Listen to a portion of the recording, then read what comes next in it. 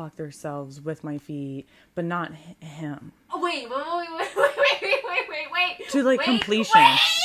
And it's time to cringe with Leah.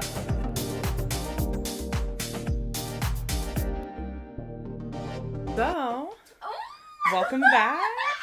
Are you too excited? I'm very excited. It's been second one, and I'm already like screaming. I know. So, you need to think of your code name. I'll let you think about it while I intro. I just want to give everyone a heads up. I had a few people ask about my father and when he died. He didn't die.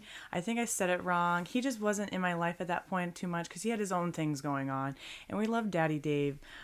He's the man. He's our guy. He will help anybody. He's a good man, and I love him. So, just wanted to say the only person that's died is Jenny, my love and dearie. I love her so much. Rest in soul. Do you have your code name? Oh yeah, my code name is Crazy Jason. Crazy Jason? Crazy Jason. Crazy Jason's your name. Okay. Hello. Crazy Jason. Hello, everyone. Oh my god, I love it. Hopefully we'll be a regular on the show. She seems to love to come over all the time with me. Every week. So anyway, so she had a request on stories and she wants to hear about the foot fetish immediately. Please, because it is just, I can understand lots of fetishes, but this one for some reason, I just want... I want to know how people get into it, how people like it, and what your experience with it. Well, so, okay, I necessarily don't have a foot fetish. I have a I don't care fetish, right? Like, I'm down to do whatever. And so I was, very open. as you heard from the first episode, I'm a little crazy. So I was out there. At this point, it's like 2023. I have been severely dating people, you know, and so I had an obsession with dangly earrings and, you know, was just out there in these streets, and I was in a safe house. So, like, I was just trying to get back out of there. There was a lot of things that went down. Police were involved. I had to sleep on a police bench and I'm in a safety house at this point. Like, I abruptly moved in a safety house, right? Oh, wow. And so I'm like, oh my God, I'm too nervous to like let people in and stuff. So, but I was like, I have to keep doing what I'm doing, right? And so, of course, I get on Tinder and of course you must. You know, it's like a Friday night or something like that. I'm like, ah. And so I was more of a person that like really wanted to take things offline because I can't stand the chatting for 2 weeks on something, getting each other's phone number, and then like you get ghosted and just repeat. It's literally like applying for jobs. I'm done. Exactly, you gotta move on. I'm so done. And get so, an interview. yeah, and so I'm like, wow, I like the way you chat. I like the little few maybe hour or two that we've chatted. Do you want to go to dinner tonight? Do you want to go this weekend? Like, let's meet up. Let's actually do this. Do something. Yeah, and because also I'm not looking for a man, right? So I'm comfortable with meeting a man to ghost me later. It doesn't matter, guys. So I meet this man, and so we have plans to meet up. And at this point, I'm in a safe house with like college students, and I don't want to like bring anybody into danger and stuff like that. But I wanted to be dangerous, I guess, still. So I decided to have him pick me up for the first date. And I was like, he was like, what's your address? I was like, you're not going to worry about my address, but you're going to pick me up at this post office. Because I found this post office on Google Map had like 1 million cameras and a huge bench. It was at the corner of something. So I was like, yeah, so I was like, cool. If I get snatched and taken, like they'll be able to have like a last location on me. Exactly. And ideal, oh boy. And so... And so I'm walking over there. I'm standing up on a bench just to make myself look weird on the security cameras. Because I'm like, you know, if they have to look, like, they'll see... Notable behavior. Yeah, notable behavior. I'm like, interesting. Woman standing on the bench. Let me stop there, you know? That.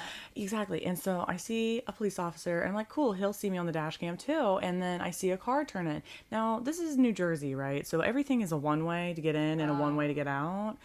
And it's... ridiculous in this spot.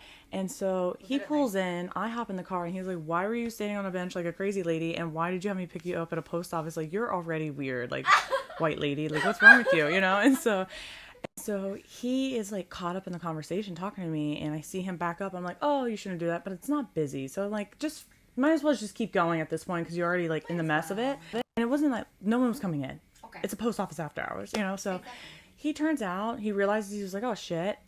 Boom, police lights. Immediately. After 5 seconds. Immediately after 5 seconds. And so I was like, oh my God, you gotta be kidding me. He was like, this fucking white lady's gonna get me arrested. They think you're a fucking prostitute. I know it. Just the way you were acting, it looked weird to me. It's gonna look weird to them. And so they come up, flashlight in the car, everything immediately. And they're like, license and registration. And I'm like, holy shit. Yeah, very, very New Jersey police, right? And so he's like, oh, fuck, here you go. and he has a nice car or whatever, and so with tint and everything. So, and they're like, "Who are you?" to him, basically. And I was like, "Excuse me?" And he looked at me like, "Bitch, I told you you looked weird."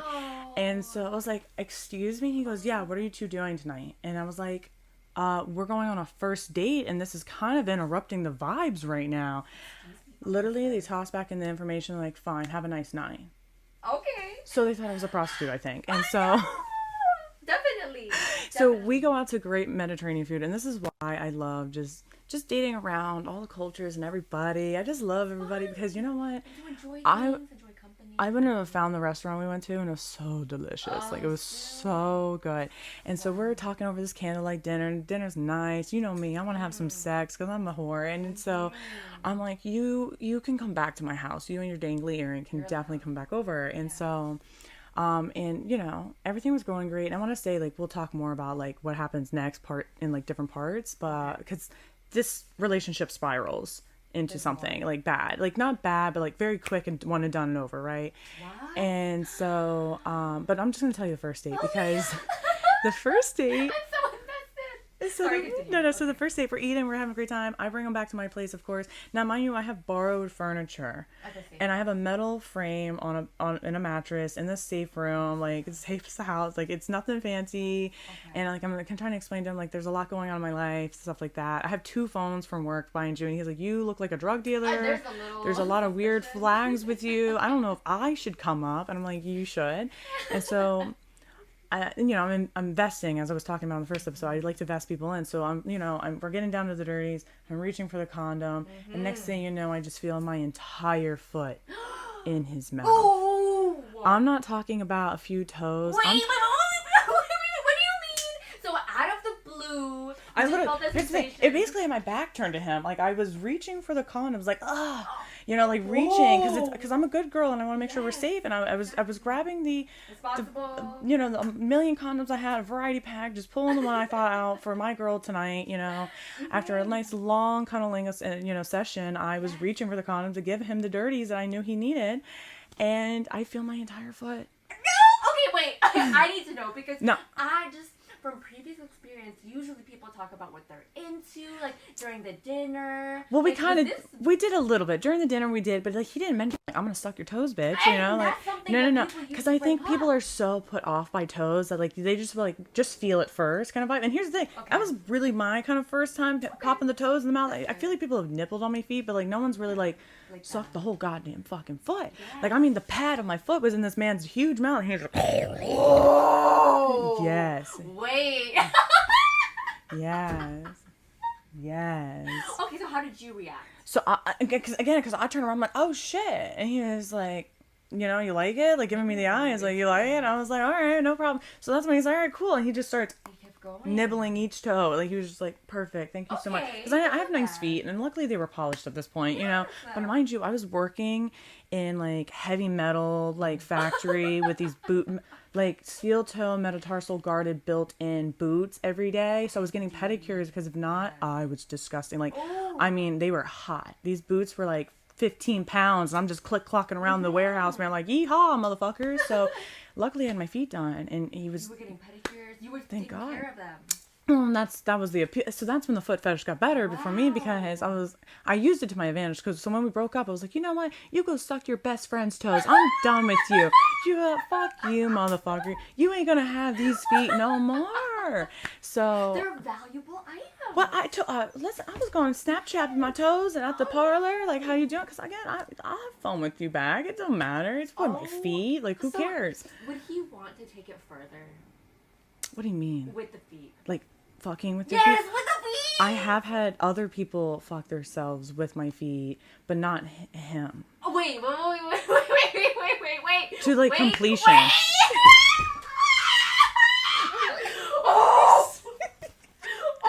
So complacent! Wait, these other people, did they also have foot fetishes? I think the one guy in particular I'm thinking about... What do you mean you think? He, like, had an everything fetish, and that's, like, a huge situation chapter, like, we'll get into, like, much later on. Because we did everything. So yeah, that one. And see, I think I've done it more than once. I've done like the whole I am doing the foot thing, and then I've had someone take my foot and do it kind of vibe. Okay, both. Yeah, so I've had both, I guess. So, but I've never actually. He just like the mouth to foot situation. He was always like kissing up on my feet and legs and nibbling on my toes like they were like fucking corn. Just What? you know. So he also had like an oral. La la la la. Yeah. I mean, he was very good at cunnilingus. So you know. Like, Wow. and oh wait, listen. If I'm not getting mine first, you're definitely not getting yours, and I will make sure you see later. Like this is a playing field for both. You want to be a player? Well, I'll play back because I'm getting mine. You know. Yeah, and I think I had something with like these like thick daddy issues. I had a very thick daddy issue because I like discovered it through this one guy that I just want to bleep out of my head forever. And then I just kept spiraling into that. There was something about just like having sex with a dude. They have a complex, so they're eating your pussy out for like 2 hours, you know. It's great. And then, you know, their dick is average. So then like it's nice, get everything done. They get theirs, I get mine, then we're laying down and they're just like on the bigger side. So I'm like comfy watching Netflix. I'm like, this is the best Netflix and chill I've ever like no problem. Like I know if a burglar comes in right now, like I'm Gucci, you know, like you get so much. yeah. And then I found like an attraction to hair through that. Like I used to, so my high school sweetheart had areola alopecia, and yeah, and we'll talk about all this. I'm just breadcrumbing you guys along for the journey. I'm also getting breadcrumbs. I'm like, And wow, you guys can absolutely request a story. If you hear something, you want to know more, let's talk about it. Again, this is not scripted. This is just the vibes. Ask about everything. And so yeah, so he ended up sucking my foot, and that was the first date. And so we continued that, and then a lot happened. Honestly, I'll tell you now, like not much happened. Like I met his friends, he started calling me babe and stuff like that. And I was like, whatever to make you feel something, right? You know, like as long as you know, again, like Thursday nights, you're not the only one I'm willing to see. And honestly, I was seeing other people again. And so whatever to make you feel special, sure. But once you like present yourself that you have a serious problem, like a habitual problem, I can't be involved. Like I appreciate you. I'm invested, but like I can't change you and work on you. Like you got to work on yourself a little bit. And some things are just not a woman's job. Exactly. And that's what I've learned through a lot of things. It's not my job to. No. And here's the thing: you don't believe that you even have this problem. Cool, that's fine. Again, bye. Like immediately. And here's the thing: I left my safe house and moved in, and you know, like kind of did leave. I think he was breaking into my car. Truly. I'm not sure, but I went on vacation and I came back to my car, just all the shit spread out. And now, mind you, it could have been anybody at this point, but the only person that knew that I lived there, and my car was tucked up behind the house. Like it's behind the house. Twice, broke into my car twice. Someone broke in, and then all they did was dishevel. There was nothing to steal. They didn't even take my radar, nothing. So I was like, interesting. And they were car people, so I was like, whatever. And this is when the Kia boys were really hot. So, but I kind of vanished because like if you were to come back to that place, I was only there for like a few months. Gone. Yeah. Oh. And that's, you know, that's a story for you. Oh. Do you have any questions? So,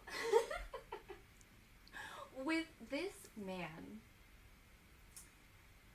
how was he removed from your life? Was it a conversation? Was it a text? I tried saying that, hey, you have a problem. You keep standing me up on dates, but you want to come over for a booty call after you're drinking. And I saw him taking these little shooters out, and then just, you know, there was just things that I was trying to give him, like flags. I was like, hey, because I'm gonna help you change if you want to change, but I'm not gonna be, if you're not gonna change, I can't help. I'm not gonna do the resistance, right? And I was like, you have a problem. I see it. I'm willing to understand it because you were still going to your job Monday through Friday. You were functioning, if anything, and so I understand it. But like, hey, like. I'm not your mom. I'm not your girlfriend. Like you, and I would like. And he was like, "You're being demanding. You want so much from me. You know, trying to play that narcissist, not narcissist, I guess, but just like a game, like trying to put me down, being like, you're doing shit too." I'm like, this is another reason I'm not cat and dog in these fights with you. I'm not I was like, I barely know you 3 weeks, maybe at that. Like I'm not sitting here fighting with you. No. And so I just canceled all his calls that were coming through. I didn't really block them. I mean. I think at one point I tried to reach out and I was like, ew, never mind. Mm-hmm. And then I did have revenge sex with him. Like I had like one last and it was like goodbye and made him leave. And so, but you know what's funny is men don't realize that they miss you until like after you're gone. That's the thing. Like women, like we miss you before we're even breaking up with you kind of vibe. Because I cried one time. I was like, I cried over this guy on the phone. I was like, and that's when I hung up. I was like, never again. What am I doing? I'm like, what am I doing, Leah? Come on. No investment. Don't do it. And so yeah, and here's the thing. He tried to follow me back on Instagram. That's what Tried they to do always do that. afterwards. He wanted to call me. My car was fucking up. Like, his screen is like ghosting and tapping and stuff. So it picked up this call. Wow. And he was like, Leah. I'm like, no. Hung up. I was like, fuck, I cannot believe my car picked up this fucking phone call.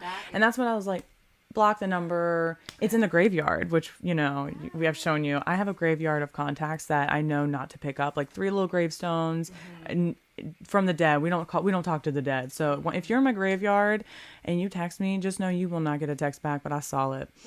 Bye bye. No, thank you. Yeah, we don't block, but we see the entertainment come through the graves. You know, we let the dead talk. We just don't intermingle. Don't entertain. But yeah. Any other questions? So. I know.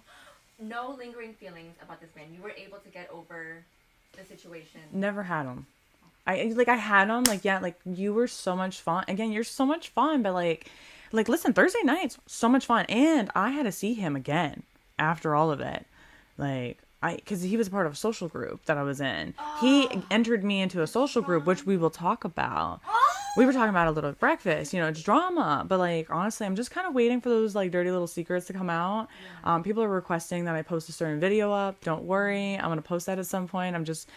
Send me the followers. If you want more, you know, I'm holding with something, I will let it free for followers. What am I doing? I'm blackmailing you in a way. Like, you want something? I'm enticing the crowd. And if you guys want to pull up, you want to ask my private group on my actual Instagram, I will ask my private group and we will get answers back live over here. And we will pick somebody at random to be on this potty with me and potty. I love being at a potty. But yeah, you got anything? You good? Like, For now, I'm satisfied. You can think about it for next week. How's that sound? I would love that. Oh my God, are we doing miniseries? We must do it. Oh my God. Okay, hopefully we'll talk about the survival guide maybe next week and how I set up my Tinder like a LinkedIn account and I scoped out the men's and women's. Well, I'm very excited. Thank you for having me. No, I'm so happy to have sharing you. all Welcome to these Cringe with details. Leah. Thank you. Bye, guys.